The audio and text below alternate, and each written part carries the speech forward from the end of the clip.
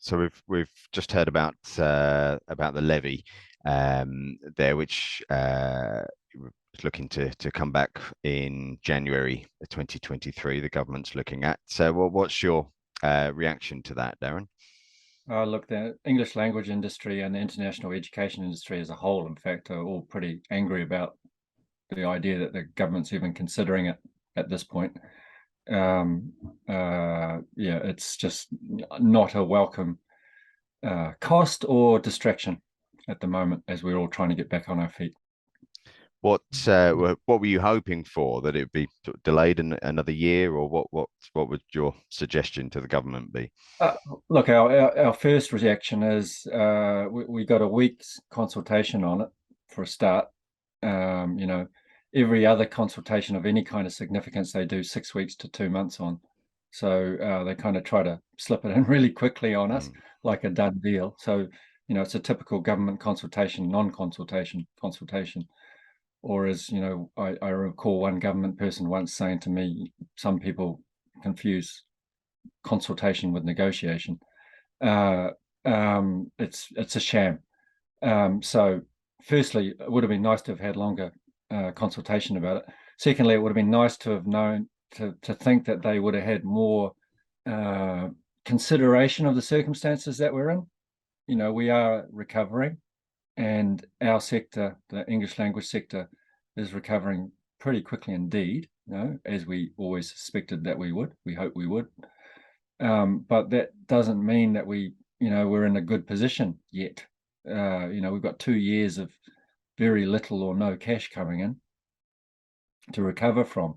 So the thought of having to, divert what cash we do have into essentially useless expenditure in the new year is not at all welcome. And it's not in any way going to enhance our ability to meet government's goals, which are, to further develop a high quality industry. If we're spending money on dead weight costs, we can't spend that money on providing a better experience for students. It's just stupid. Okay, thank you. And more broadly, you've touched upon the sort of recovery of the sector, and obviously New Zealand's been sort of fully resumed student visa processing a few weeks ago at the end of July, and you've been able to have some students sort of prior to that with the sort of visa waivers and so on. So how are things looking at the moment for English language schools in New Zealand? The English language schools are, bouncing pretty quickly. We're probably back to nearly 50-60% capacity. Well, not capacity, what we would have been had we not been in this position, Sure. recovering from COVID, which in a couple of months is pretty rapid recovery, I would think.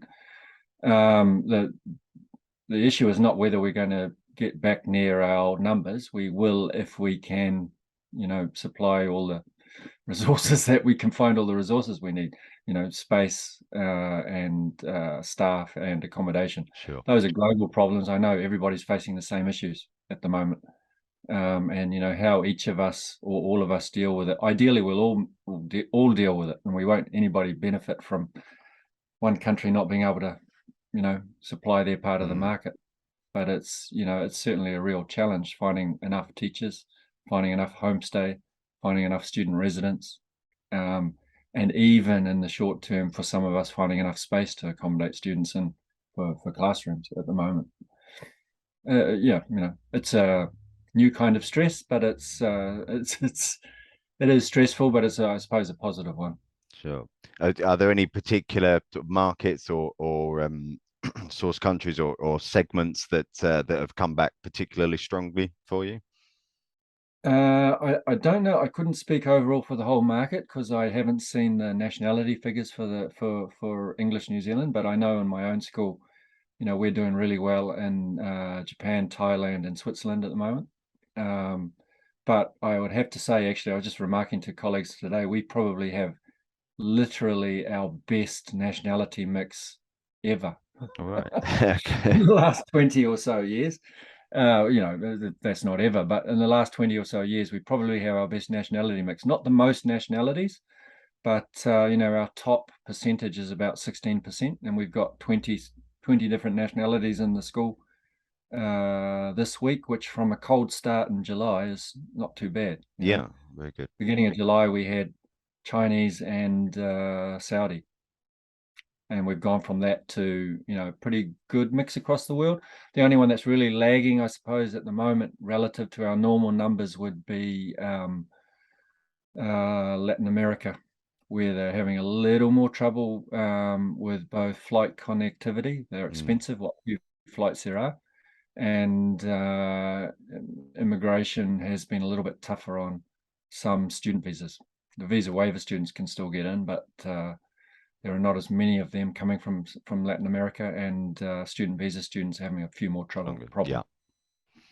And in terms of English New Zealand, Darren, have you got any sort of activities or sort of plans coming up? As a group, actually not really. As New Zealand, yes, the people have started moving, and there are quite a few English New Zealand members going with other New Zealand institutions into Asia in particular over the next few months. So there's events in Japan, Korea, Thailand, Vietnam, I think, for starting later this month. And actually the Minister of Education is supporting some of that activity. He's going to with providers to Korea and Indonesia and Singapore. Singapore's not an English market, of course, but for the international education market, it's good to have his support going at the end of the month to those areas. So schools are getting back out there and getting back on the road. Yeah, just started. Good stuff. Okay, Darren, thank you very much.